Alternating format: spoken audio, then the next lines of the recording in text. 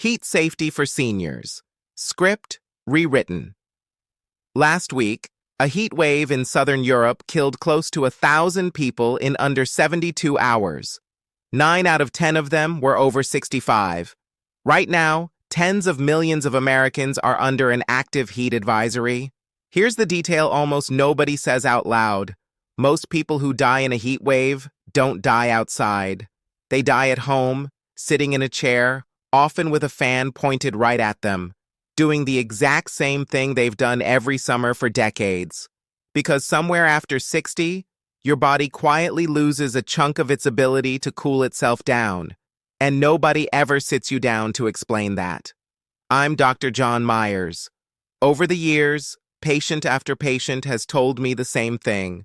Heat is an outdoor problem, something that happens to construction workers and runners, not to a retired grandmother reading in her living room.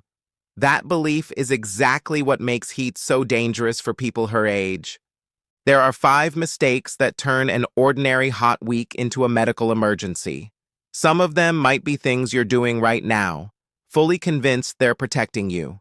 Stay with me, because getting even one of these wrong is what lands people in the ER. By the end, you'll know all 5, which apply to your life, and exactly what to do instead. One quick note before we start, because it's the reason I make videos like this.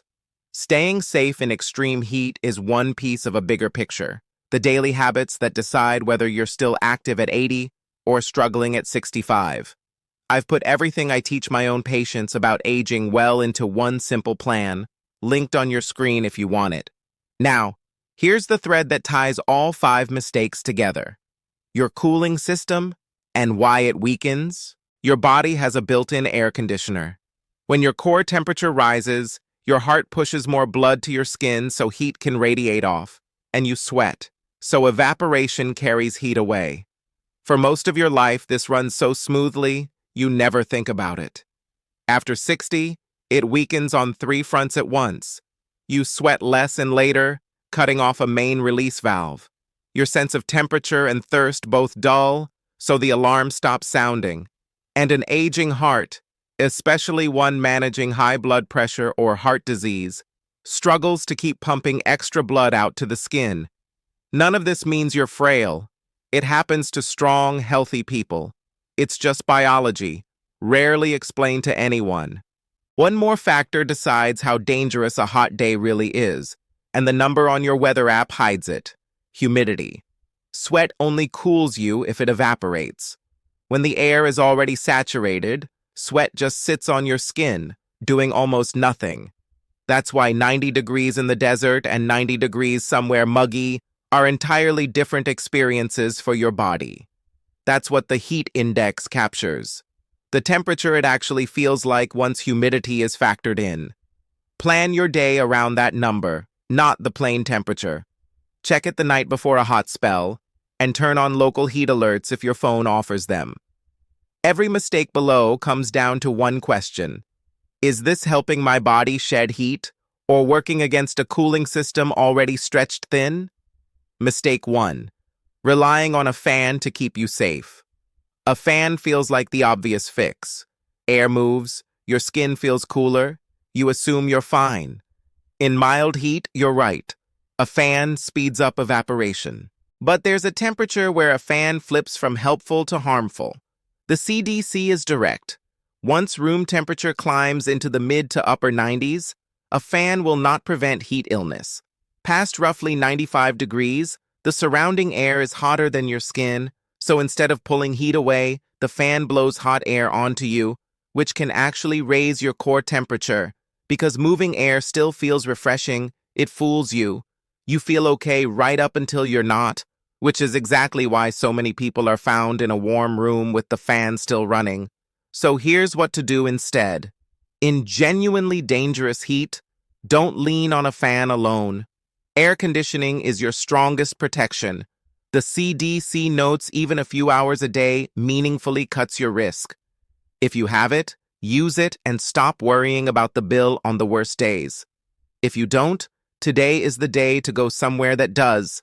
A library, a mall, a cooling center, a friend's place. A few hours of real cool air resets your body completely. If a fan is all you have, make it earn its keep by wetting your skin first. A damp cloth on your neck, a spray bottle, a quick, cool shower, so the moving air has something to evaporate. Loose, light, pale clothing helps too. On the worst days, a cool shower morning and evening, with a damp cloth on your neck in between, outperforms any fan in the house. Mistake 2. Overlooking how medications affect heat tolerance. This is the one I most wish people understood, because it's invisible.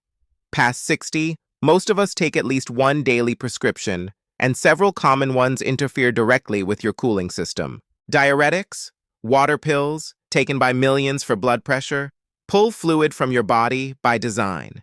Combine that with sweat loss in a heat wave, and you can slide into dehydration fast, without feeling thirsty, since these drugs blunt that signal too. Beta blockers, another common blood pressure medication, do two things the CDC flags specifically. They can reduce how much you sweat and limit how well your heart pumps blood to the skin.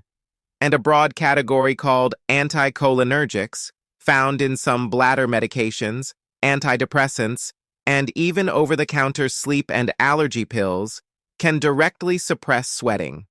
None of this makes these drugs bad. They're keeping your blood pressure and heart where they need to be. Which brings me to the most important line in this video. Never stop or skip a medication on your own because it's hot out. That can be more dangerous than the heat itself. Instead, plan around it. If you take any of these, you're at higher risk on hot days and need to be more proactive about hydration and cooling. Before the next heat wave, ask your doctor or pharmacist one question. Which of my medications affect how I handle heat? And should anything change on the hottest days? That 5-minute conversation is one of the highest value things you can do all summer. Some doctors may fine-tune a dose during extreme heat, but that call belongs to them, with your full history, never to you alone in your kitchen. If this is useful so far, subscribe, leave a like, and tell me in the comments where you're watching from and how hot it's been. I read every one, and it shapes what I cover next. Mistake 3, waiting until you feel thirsty to drink. For most of your life, thirst was reliable. Low on water, thirst spoke up, you drank. But thirst is part of the system that dulls with age. The National Institute on Aging notes older adults register less thirst than younger people, even when genuinely low on fluids. Add a water pill and heat-driven sweat loss, and you can become seriously dehydrated without any warning at all. By the time you feel parched, you're already behind, and catching up mid-heat wave is a losing game. Dehydration thickens your blood, drops your blood pressure, strains your heart and kidneys, and raises your odds of a fall. So stop using thirst as your cue. Drink on a schedule instead. Roughly a glass an hour on hot days is a reasonable target. More if you're active, unless a doctor has told you to restrict fluids. Check your progress by urine color. Pale, close to light straw, means you're on track. Dark and concentrated means catch up. One exception, tied to mistake 2, people with advanced heart failure or kidney disease are sometimes told to limit fluids by their doctor. If that's you, follow their guidance over this. For everyone else, steady sipping through a hot day keeps you out of trouble. And if you're sweating heavily for hours, add electrolytes, juice, or a salty snack to keep your body's chemistry balanced. One more note, since it trips people up at the worst moment. A barbecue, a long afternoon on the porch, alcohol and heavy caffeine both pull fluid out of you, so a couple of beers or several cups of coffee quietly work against you. You don't have to cut them out, just match each one with an extra glass of water and go easy on truly dangerous days. Mistake 4, trusting your body to tell you when your home has become dangerous. Here's the cruel twist. A house heats up gradually, degree by degree across an afternoon, so slowly you adjust without noticing. You feel warm, maybe tired or foggy, and tell yourself you're fine, while the room quietly climbs past what your weakened cooling system can manage. This is why most heat deaths happen indoors. and why researchers keep finding the same pattern. The person's home was simply too hot, often with air conditioning switched off or absent entirely. More than 80% of Americans who die from heat-related causes are over 60. This mistake is the reason why. Let me tell you about someone I'll call Walter, a composite built from real patients, but every detail is true to life. Walter was 81, lived alone, sharp-minded, fiercely independent, taking a diuretic and a beta blocker for his blood pressure. He'd grown up without air conditioning and never fully trusted it, so on hot days he left it off, cracked a window, and ran a fan. He didn't feel in danger, just warm and drained, which he chalked up to age. What Walter couldn't feel was everything stacking against him: the heat, the fan pushing warm air across his skin, the diuretic drying him out, the beta blocker holding down his sweat and heart rate. His body was overheating in real time, and the alarms that should have gone off had already been muted by age and medication. He never called anyone, because from the inside, he genuinely felt okay. The fix is to stop trusting the feeling and trust a number and a person instead. Keep a cheap thermometer visible and know your threshold. If a room climbs into the mid-80s and keeps rising, especially during a multi-day heat wave, get to cooler air rather than tough it out. A few habits keep a home from becoming that trap. Close blinds on the sun-facing side during the day. Remember, heat rises, so live and sleep in your lowest, coolest room on brutal days. Push errands and walks to early morning or evening, and avoid direct sun between roughly 10 a.m. and 4 p.m. And set up a buddy system. If you live alone, arrange for someone to check on you daily during a heat wave, and do the same for someone else. So much of this tragedy comes down to nobody realizing danger was building. One daily knock on the door saves lives. It very nearly wasn't enough for Walter, and how his story ends connects to the fifth mistake. Mistake 5, not knowing the difference between overheated and a true emergency. This difference is the line between a scare and a fatality, and it comes down to 2 stages. The first is heat exhaustion, your body's warning flag, while it can still be reversed easily. Signs include heavy sweating, cool, clammy skin, muscle cramps, weakness, dizziness or nausea, headache, and a fast but weak pulse. Catch it here and the fix works. Stop activity, get somewhere cool, lie down, loosen clothing, sip cool water, and apply cool wet cloths to the neck, armpits, and groin. Given time, heat exhaustion generally turns around. Missed, it can progress into heat stroke, a genuine call 911 emergency. The CDC defines it as core temperature reaching roughly 104 degrees or higher, with cooling having failed completely. The signs that demand immediate action: confusion or slurred speech, skin turned hot and dry because sweating has shut down, a pounding rapid pulse, a severe headache, fainting, or loss of consciousness. That confusion is the single most important red flag, and the one families most often dismiss as tiredness or just getting old. Don't dismiss it. At 104 degrees and climbing, the body begins damaging its own organs, including the brain, and every minute counts. If you see these signs in anyone, call 911 immediately.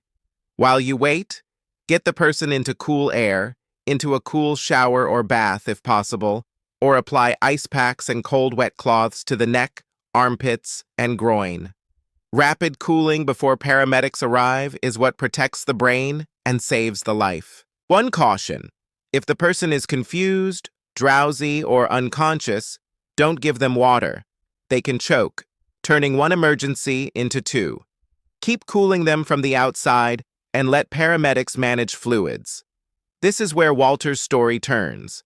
His neighbor had gotten into the habit that week of walking over each evening to say hello. One evening he didn't answer the door the way he usually did. She found him slumped in his chair, confused, mumbling, skin hot and dry to the touch. She knew confusion during a heat wave wasn't just tiredness. She called 911, packed cold, wet towels around his neck and underarms while she waited, and paramedics continued cooling him on the way in. Walter spent 2 days in the hospital with heat stroke and walked out. His doctor told the family plainly, another hour alone in that chair, and things would likely have gone differently. Walter's fine today. He runs his air conditioning without a second thought about the bill, and his neighbor still stops by every evening. He's alive because one person recognized one sign. That's the entire reason I made this video. Putting it all together. 1. Don't rely on a fan alone once it's genuinely hot. Above the mid-90s, it can work against you, so get to air conditioning for at least a few hours and wet your skin if a fan is all you have. 2. Know your medications, water pills, beta blockers, and certain bladder, sleep, and allergy drugs raise your risk, so ask your doctor or pharmacist and never adjust a dose on your own. 3. Don't wait for thirst. Drink on a schedule and watch your urine color. 4. Don't trust the feeling that you're fine. Trust a thermometer and set up daily check-ins during a heat wave. 5. Learn the signs of heat stroke: confusion, hot, dry skin, a pounding pulse, fainting. And if you see them, call 911 and start cooling immediately, because minutes decide everything. None of this costs much, and none of it is complicated. Each one is a lever fully within your control, and any single one could carry you, or someone you love, safely through this summer. If this was useful, subscribe, leave a like so it reaches more people who need it, and send it to one person over 60 that you care about. Take care of yourself out there, check on the people around you, and I'll see you in the next one.